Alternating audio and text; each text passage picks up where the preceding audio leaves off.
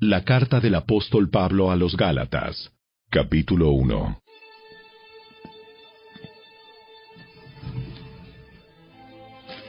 Les escribo, yo, el apóstol Pablo.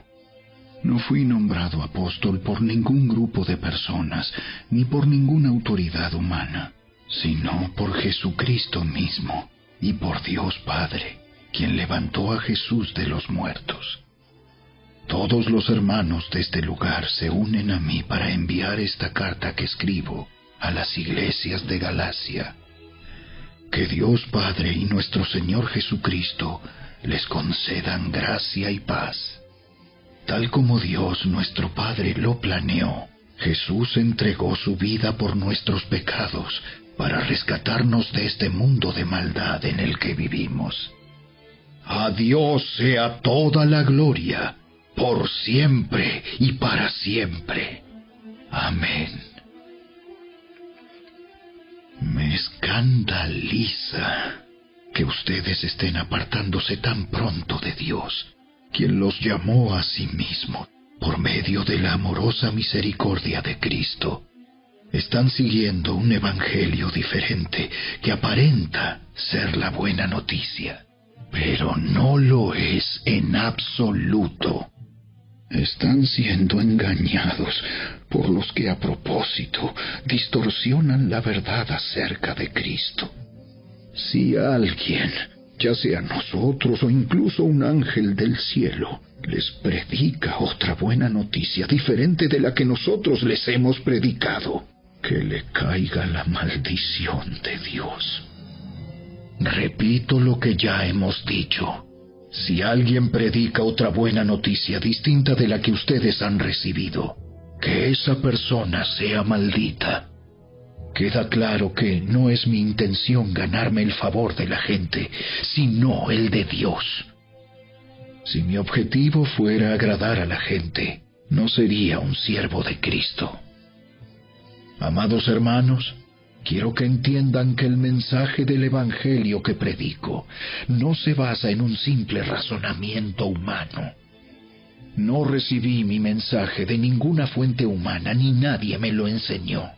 En cambio, lo recibí por revelación directa de Jesucristo. Ustedes saben cómo me comportaba cuando pertenecía a la religión judía y cómo perseguí con violencia la iglesia de Dios. Hice todo lo posible por destruirla. Yo superaba ampliamente a mis compatriotas judíos en mi celo por las tradiciones de mis antepasados. Pero aún antes de que yo naciera, Dios me eligió y me llamó por su gracia maravillosa. Luego, le agradó revelarme a su Hijo para que yo proclamara a los gentiles la buena noticia acerca de Jesús. Cuando esto sucedió, no me apresuré a consultar con ningún ser humano. Tampoco subí a Jerusalén para pedir consejo de los que eran apóstoles antes que yo.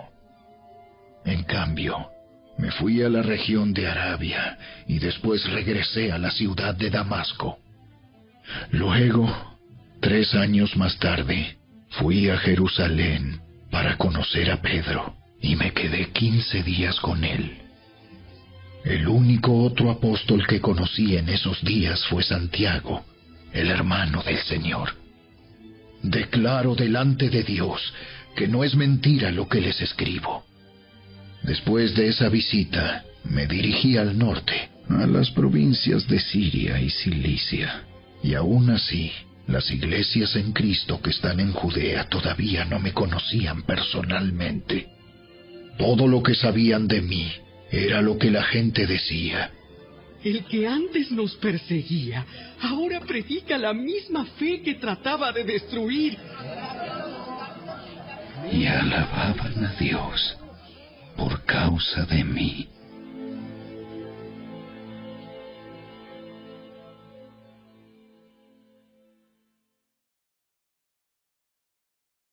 Capítulo 2.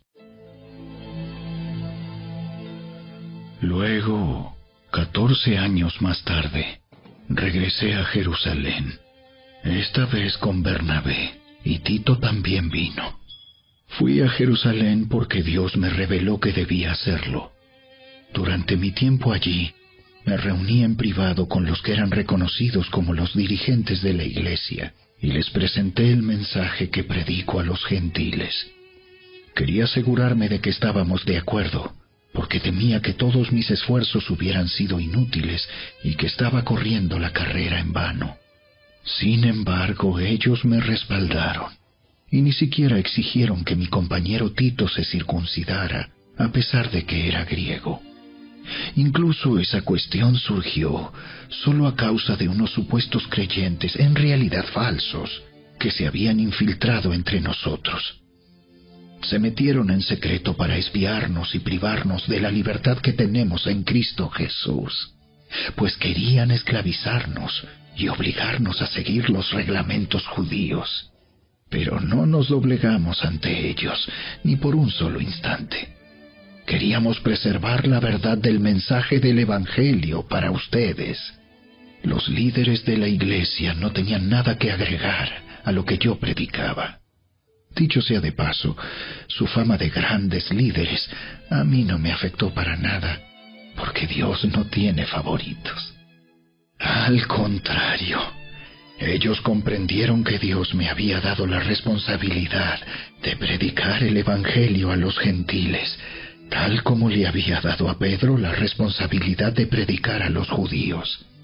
Pues el mismo Dios que actuaba por medio de Pedro, apóstol a los judíos, también actuaba por medio de mí, apóstol a los gentiles.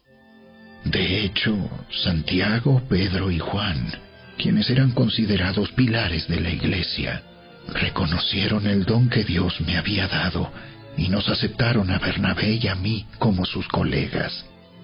Nos animaron a seguir predicando a los gentiles mientras ellos continuaban su tarea con los judíos.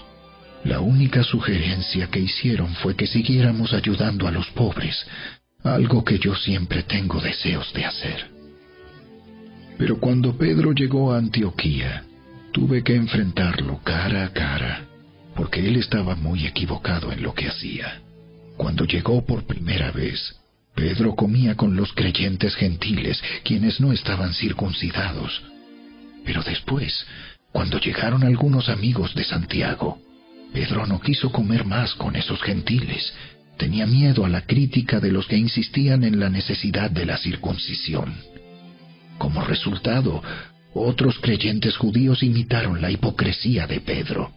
E incluso Bernabé se dejó llevar por esa hipocresía.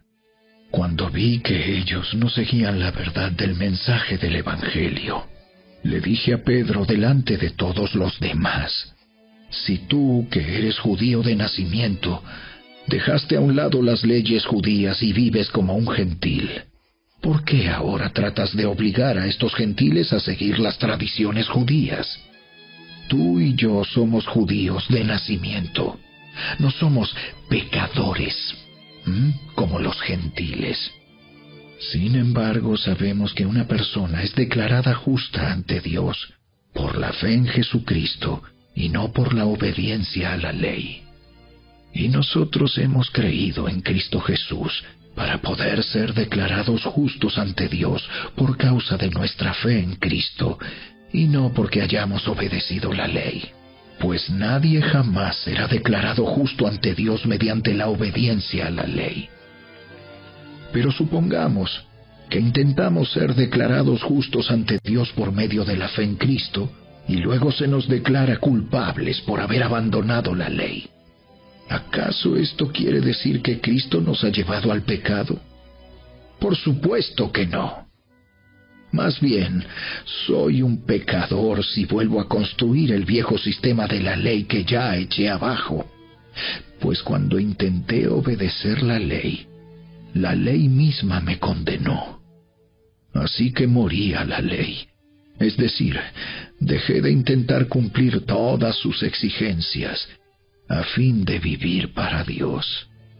Mi antiguo yo ha sido crucificado con Cristo. Ya no vivo yo, sino que Cristo vive en mí. Así que vivo en este cuerpo terrenal, confiando en el Hijo de Dios, quien me amó y se entregó a sí mismo por mí. Yo no tomo la gracia de Dios como algo sin sentido, pues si cumplir la ley pudiera hacernos justos ante Dios, entonces no habría sido necesario que Cristo muriera.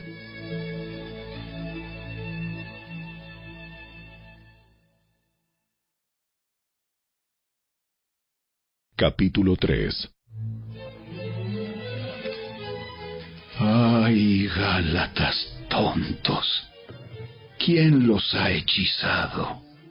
Pues el significado de la muerte de Jesucristo se les explicó con tanta claridad, como si lo hubieran visto morir en la cruz. Déjenme hacerles una pregunta.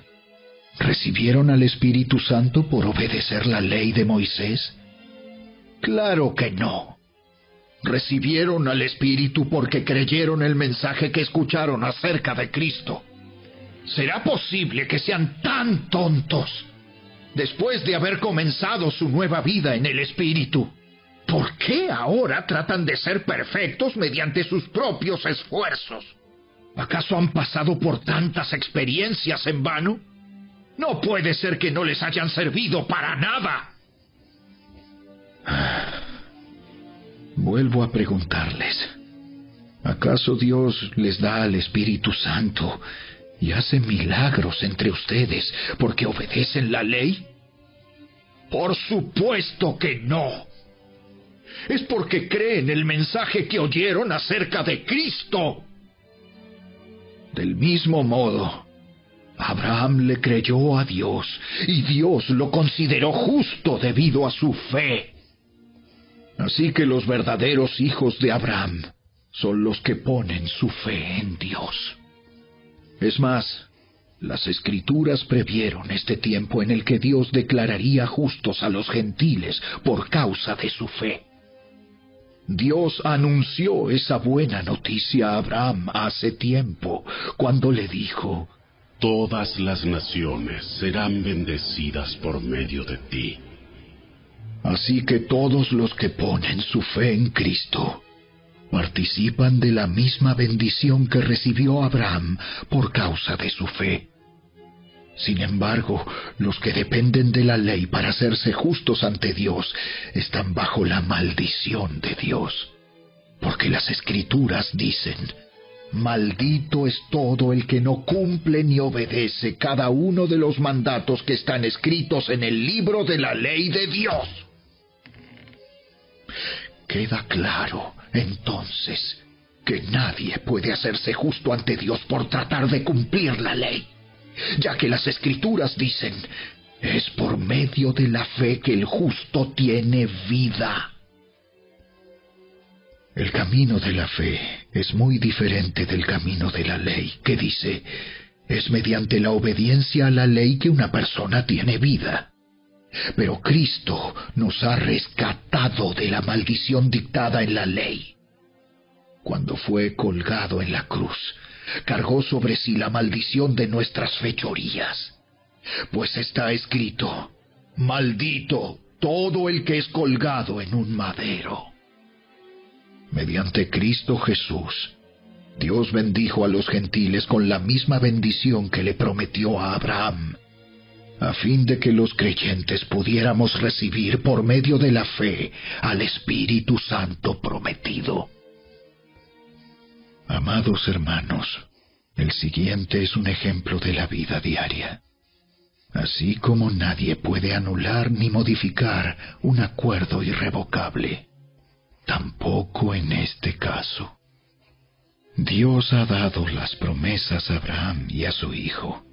Y noten que la Escritura no dice a sus hijos, como si significara muchos descendientes. Más bien dice a su Hijo. Y eso sin duda se refiere a Cristo. Lo que trato de decir es lo siguiente: el acuerdo que Dios hizo con Abraham no podía anularse 430 años más tarde, cuando Dios le dio la ley a Moisés, porque Dios estaría rompiendo su promesa Pues si fuera posible recibir la herencia por cumplir la ley, entonces esa herencia ya no sería el resultado de aceptar la promesa de Dios. Pero Dios, por su gracia, se la concedió a Abraham mediante una promesa. Entonces, ¿para qué se entregó la ley? Fue añadida a la promesa para mostrarle a la gente sus pecados. Pero la intención era que la ley durara solo hasta la llegada del Hijo prometido. Por medio de ángeles, Dios entregó su ley a Moisés, quien hizo de mediador entre Dios y el pueblo. Ahora bien, un mediador es de ayuda si dos o más partes tienen que llegar a un acuerdo. Pero Dios, quien es uno solo, no usó ningún mediador cuando le dio la promesa a Abraham. ¿Hay algún conflicto entonces entre la ley de Dios y las promesas de Dios? De ninguna manera. Si la ley pudiera darnos vida nueva, nosotros podríamos hacernos justos ante Dios por obedecerla. Pero las Escrituras declaran que todos somos prisioneros del pecado. Así que recibimos la promesa de libertad que Dios hizo únicamente por creer en Jesucristo. Antes de que se nos abriera el camino de la fe en Cristo, estábamos vigilados por la ley. Nos mantuvo en custodia protectora, por así decirlo, hasta que fuera revelado el camino de la fe.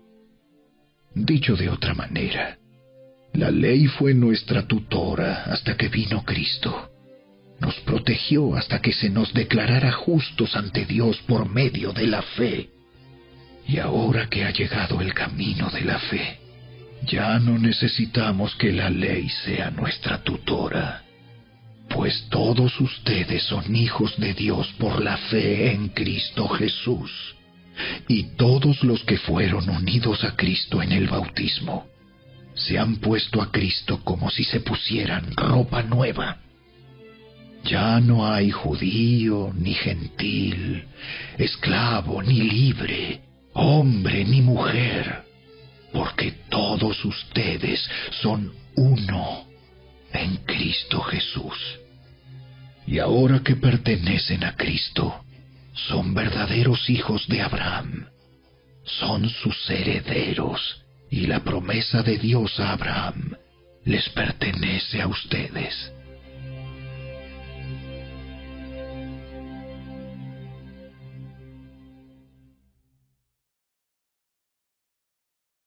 Capítulo 4.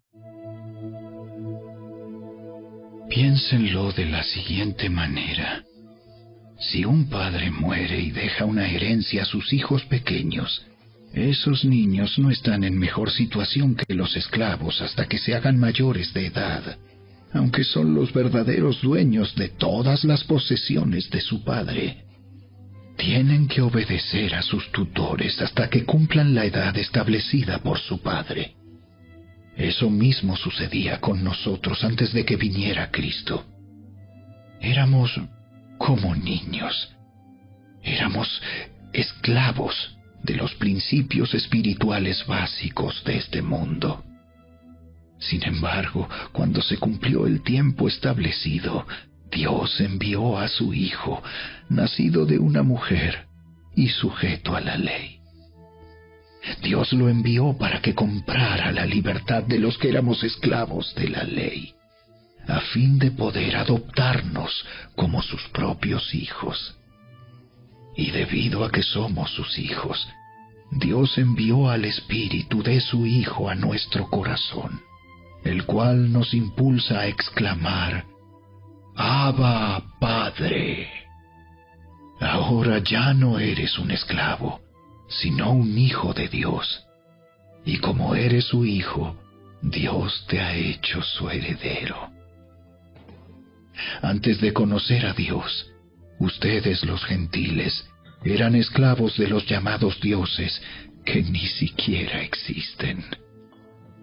Así que ahora que conocen a Dios, o mejor dicho, ahora que Dios los conoce a ustedes, ¿Por qué quieren retroceder y convertirse otra vez en esclavos de los débiles e inútiles principios espirituales de este mundo?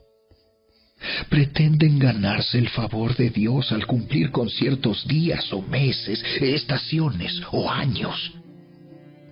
Temo por ustedes. Quizá todo el arduo trabajo que hice entre ustedes fue en vano.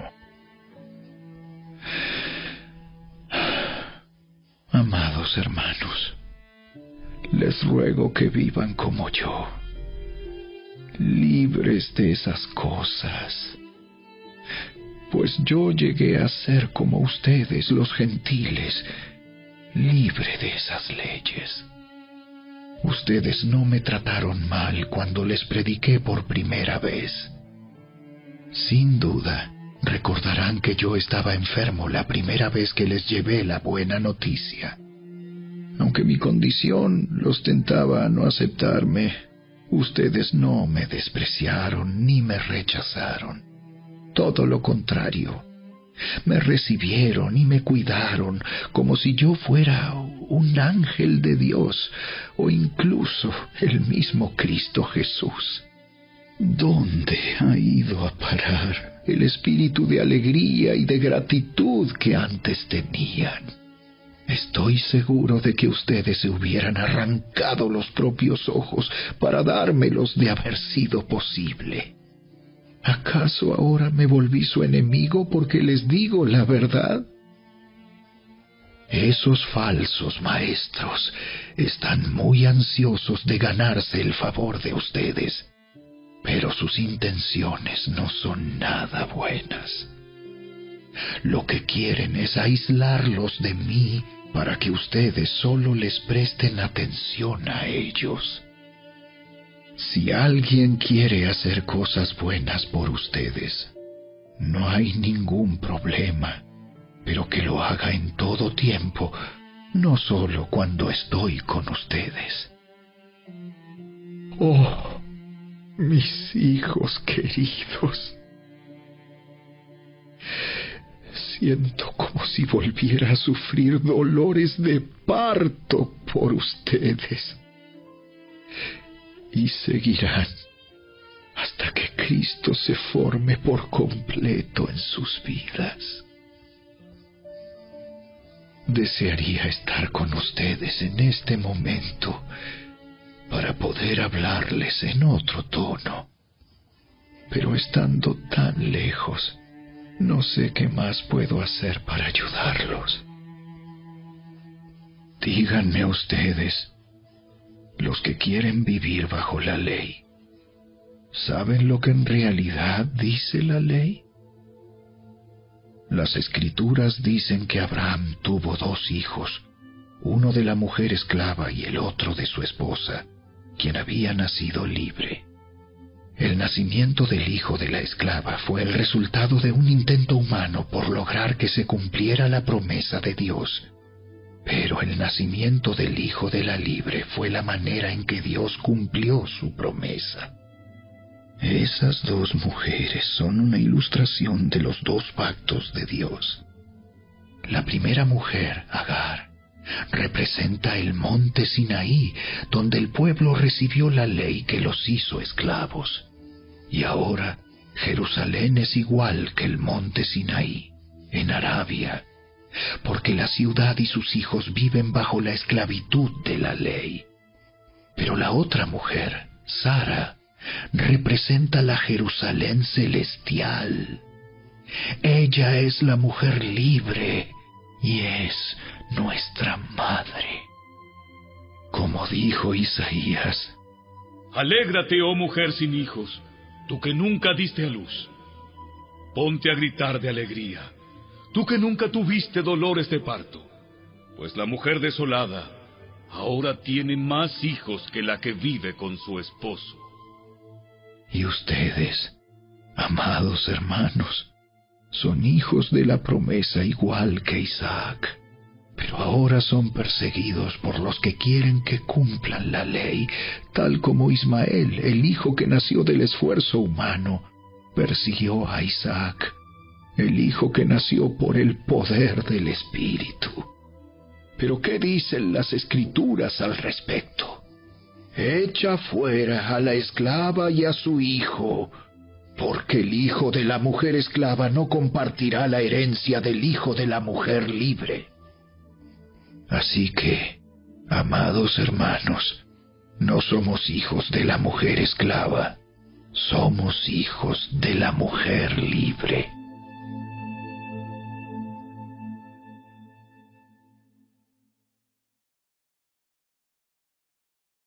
Capítulo 5. Por lo tanto, Cristo en verdad nos ha libertado. Ahora asegúrense de permanecer libres y no se esclavicen de nuevo a la ley. Presten atención. Yo, Pablo, les digo lo siguiente. Si dependen de la circuncisión para hacerse justos ante Dios, entonces Cristo no les servirá de nada. Lo repito, si pretenden lograr el favor de Dios mediante la circuncisión, entonces están obligados a obedecer cada una de las ordenanzas de la ley de Moisés. Pues si ustedes pretenden hacerse justos ante Dios por cumplir la ley, han quedado separados de Cristo. Han caído de la gracia de Dios. Sin embargo, los que vivimos por el Espíritu esperamos con anhelo recibir por la fe la justicia que Dios nos ha prometido. Pues una vez que depositamos nuestra fe en Cristo Jesús, de nada sirve estar o no circuncidado. Lo importante es la fe que se expresa por medio del amor. Ustedes corrían muy bien la carrera. ¿Quién les impidió seguir la verdad? Seguro que no fue Dios, porque Él es quien los llamó a ser libres. Esa falsa enseñanza es como un poquito de levadura que impregna toda la masa. Confío en que el Señor los guardará de creer falsas enseñanzas. Dios juzgará a la persona que los está confundiendo, sea quien fuere. Amados hermanos, si yo todavía predicara que ustedes deben circuncidarse, como algunos dicen que hago, ¿por qué entonces aún se me persigue? Si ya no predicara que la salvación es por medio de la cruz de Cristo, nadie se ofendería. Cómo me gustaría que esos perturbadores que quieren mutilarlos a ustedes mediante la circuncisión se mutilaran ellos mismos. Pues ustedes, mis hermanos, han sido llamados a vivir en libertad. Pero no usen esa libertad para satisfacer los deseos de la naturaleza pecaminosa. Al contrario, usen la libertad para servirse unos a otros por amor. Pues toda la ley puede resumirse en un solo mandato: ama a tu prójimo como a ti mismo. Pero si están siempre mordiéndose y devorándose unos a otros, tengan cuidado. Corren peligro de destruirse unos a otros.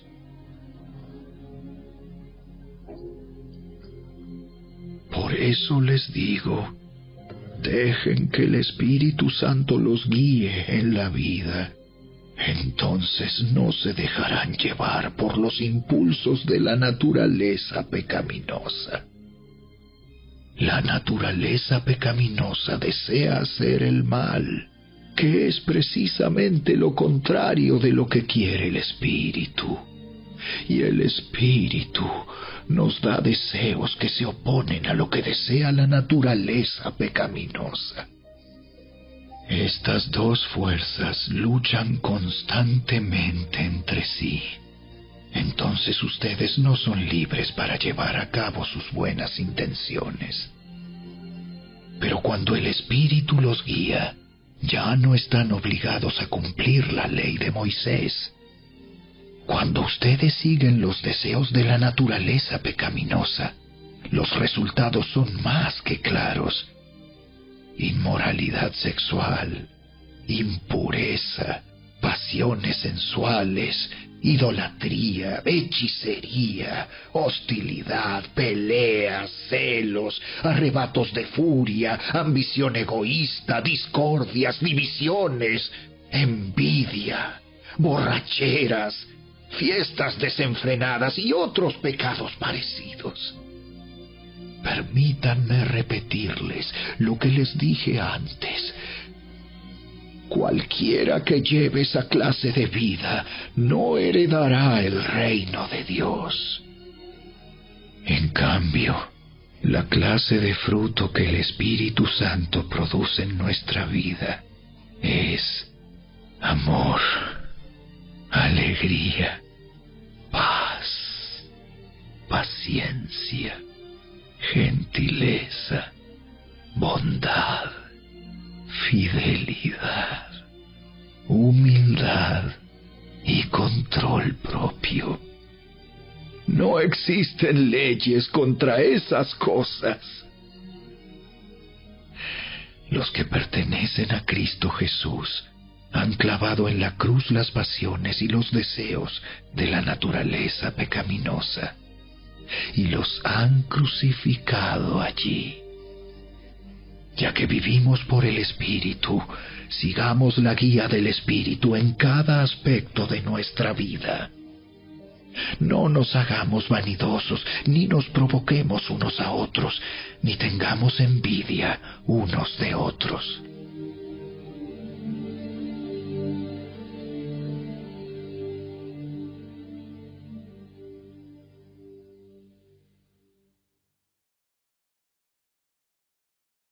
Capítulo 6.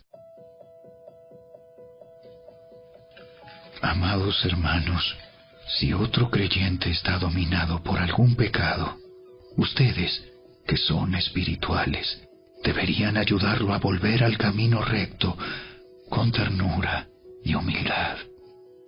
Y tengan mucho cuidado de no caer ustedes en la misma tentación. Ayúdense a llevar los unos las cargas de los otros y obedezcan de esa manera la ley de Cristo. Si te crees demasiado importante para ayudar a alguien, solo te engañas a ti mismo. No eres tan importante. Presta mucha atención a tu propio trabajo, porque entonces obtendrás la satisfacción de haber hecho bien tu labor y no tendrás que compararte con nadie. Pues cada uno es responsable de su propia conducta. Los que reciben enseñanza de la palabra de Dios deberían proveer a las necesidades de sus maestros, compartiendo todas las cosas buenas con ellos. No se dejen engañar. Nadie puede burlarse de la justicia de Dios. Siempre se cosecha lo que se siembra. Los que viven solo para satisfacer los deseos de su propia naturaleza pecaminosa cosecharán de esa naturaleza destrucción y muerte. Pero los que viven para agradar al Espíritu, del Espíritu, cosecharán vida eterna. Así que no nos cansemos de hacer el bien. A su debido tiempo cosecharemos numerosas bendiciones si no nos damos por vencidos. Por lo tanto, siempre que tengamos la oportunidad, hagamos el bien a todos, en especial a los de la familia de la fe. Fíjense que uso letras grandes para escribirles de mi propio puño y letra estas últimas palabras. Los que tratan de obligarlos a circuncidarse lo hacen para quedar bien con otros. No quieren ser perseguidos por enseñar que solo la cruz de Cristo salva. Ni siquiera los que luchan a favor de la circuncisión cumplen toda la ley. Solo quieren que ustedes se circunciden para poder jactarse de ello y decir a todos que ustedes son sus discípulos. En cuanto a mí, que nunca me jacte de otra cosa que no sea la cruz de nuestro Señor Jesucristo. Debido a esa cruz, mi interés por este mundo fue crucificado, y el interés del mundo por mí también ha muerto. No importa si fuimos o no circuncidados, lo importante es que hayamos sido transformados en una creación nueva. Que la paz y la misericordia de Dios sean con todos los que viven según ese principio. Ellos son el nuevo pueblo de Dios. De ahora en adelante, que nadie me cause problemas con esas cosas, pues yo llevo en mi cuerpo cicatrices que muestran que pertenezco a Jesús. Amados hermanos, que la gracia de nuestro Señor Jesucristo sea con el espíritu de cada uno de ustedes. Amén.